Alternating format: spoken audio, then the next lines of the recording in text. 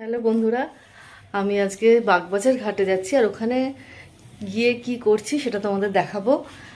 ঘরের কাছেই একদম আধ ঘন্টা লাগবে যেতে, তাই একটু যাচ্ছি এবং গিয়ে হয়তো ভালো লাগবে আশা করি। চলো, যেরকম কোথাও বেড়াতে গেলে একটা উবের নিই, আজও একটা উবের ডেকে নিয়েছি, দিয়ে যাচ্ছি বাগবাজার ঘাটে। বিকেলটা যেরকম হয় হালকা গরম এখন, আর পড়ন্ত বিকেলে সূর্য তখন অস্ত যায়নি দেখো, কিন্তু তাড়াতাড়ি যাচ্ছি বাগবাজার ঘাটে, কারণ আমরা ওখানে একটু সূর্যাস্ত দেখব।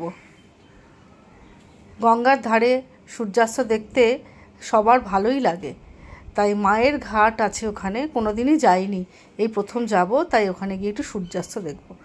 দেখো সূর্য অনেকটাই নিচে নেমে গেছে, আর সূর্যের ছায়াটা জলে পড়ে এক অপূর্ব শোভা তৈরি করেছে।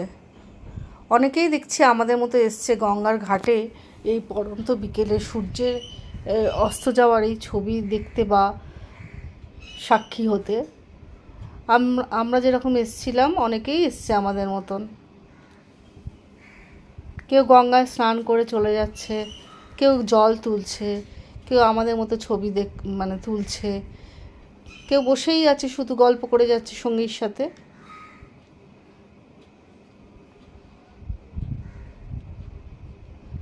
এই শোভা দেখতে বেশ ভালোই লাগছিল। অনেক দিন পরে এই গঙ্গার ঘাটে গেলাম। দেখো ওই ভদ্রমহিলা দু হাতে দুটো জারিকেন তুলে চলে গেলেন।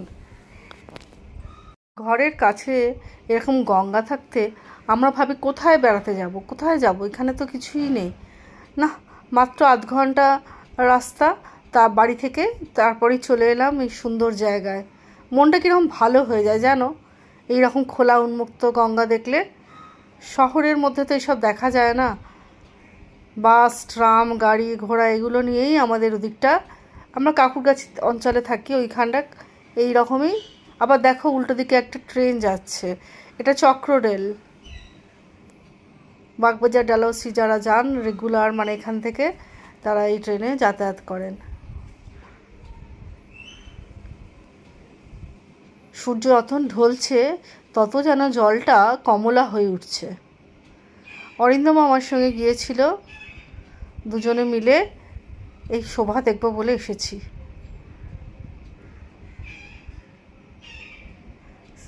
খুব সুন্দর লাগছিল। যত সময় গড়াচ্ছে, আমি একটু টাইম ল্যাপস তুলতে চেষ্টা করেছিলাম, তত ভালো লাগছে।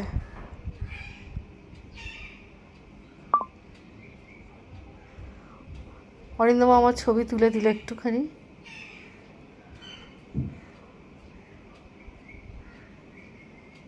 দেখো এখানে দিগন্ত বিস্তৃত জলরাশি।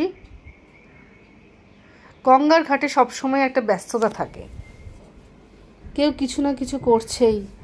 আর এখানে দেখো একটা স্টিমার এই পার থেকে ওই পারে যাতায়াত করছে।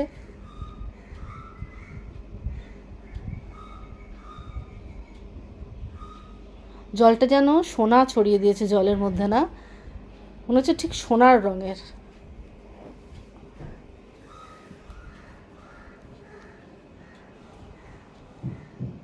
ইদানিং আমার ছবি বা ভিডিও তুলতে খুবই ভালো লাগে। ওই দূরে দেখো একটা জেট প্লেন লক্ষ্য করলাম যাচ্ছে।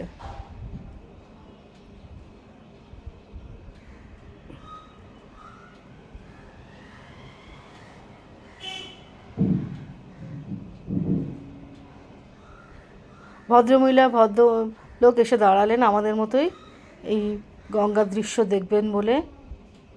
সূর্যাস্তের দৃশ্য সকলেরই বোধহয় ভালোই লাগে।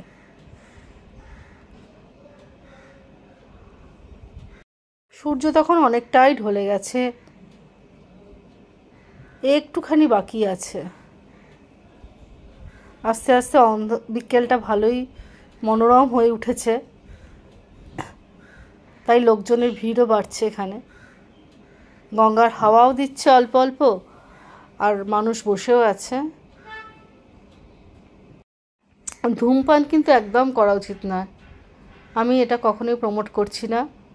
হ্যাঁ, যে করছে, কেউ কিন্তু ধূমপান করো না। দূরের জাহাজ বা স্টিমার যাতায়াত করছে, আর মানুষজন যে যার মোবাইলে তখন ব্যস্ত। সময় কাটানোর জন্য কতক্ষণ আর চুপচাপ বসে থাকা যায় এই গঙ্গা দৃশ্য দেখে, তাই যে যার মতো নিজের কাজ করছেন। আমার তো ছবি তুলতে ভালোই লাগে, তাই ছবি তুলেই যাচ্ছি। বললাম তোমার একটু ছবি তুলে এসো। হ্যাঁ, সেও যে ভালোবাসে না ছবি তুলতে তা নয়, তারও হাতে ক্যামেরা, অবশ্যই সেও ছবি তুলছে। দূরে দেখলাম একটা ময়ূরপঙ্খী নাও, যারা গঙ্গার বুকে বিভিন্ন অনুষ্ঠান করে, যাত্রীদের ঘোরায় বা বিলাস বহুল ওই স্টিমারগুলো, তারাও যাচ্ছে দেখলাম। কি সুন্দর ময়ূরের মতো মুখটা দেখো। ময়ূরপঙ্খী নাও বলে এগুলোকে, মনে হয় বলে, আর কি বলে আমি জানি না। ভেতরে নাচ গান খাওয়া দাওয়া বোধহয় হয়। দারুণ লাগছিল। আমি একবার ওখানে গিয়েছিলাম ওই রকম একটা স্টিমারে বেড়াতে, তখনও আমাদের এইসব বেলুড়ের ঘাট, এগুলো বাগবাজার ঘাট দেখানো হয়েছিল। দেখেও বুঝতে পারছিলাম যে এটা বাগবাজার ঘাট। এবার আমরা আস্তে আস্তে গঙ্গার ঘাট থেকে চলে এলাম। এটা হচ্ছে সারদা মায়ের ঘাট। এবার এলাম মায়ের বাড়ি। মায়ের বাড়ি দেখে বাইরেটা বুঝতেই পারছো কীরকম, গান হচ্ছিল, ঠাকুরের গান। একদম কাছে মায়ের বাড়ি, বাগবাজার ঘাট থেকে একটুখানি। আমরা বসে বসে কিছুক্ষণ ঠাকুরের গান শুনলাম। আমার এগুলো শুনতে বেশ ভালোই লাগে। অনেক লোক এসছিল এখানে, প্রচুর লোক বিকেলবেলা আসেন ঠাকুরের নাম গান শুনতে। এত ভিড় ছিল যে খুব একটা সামনে যেতে পারিনি। যাই হোক, কিছুক্ষণ বসে আবার বেরিয়ে এলাম। যারা সামনে যাওয়ার জায়গা পায়নি তাদের জন্য বাইরে দেখলাম টিভির বন্দোবস্তও আছে। টিভি লাগানো রয়েছে, ওই যে মায়ের ছবি।